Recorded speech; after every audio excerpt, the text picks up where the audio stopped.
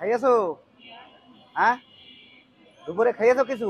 না বা কিছু তুমি খাইতাম কিছু দুপুরে খাই খাওনি? না বা এই যে এখানে খানা রয়েছে, কি এই নাও খানা রয়েছে, খানাটা খেয়ে নে। আর কোনো সমস্যা? আচ্ছা খেয়ে নে, তাহলে ভালো থেকো।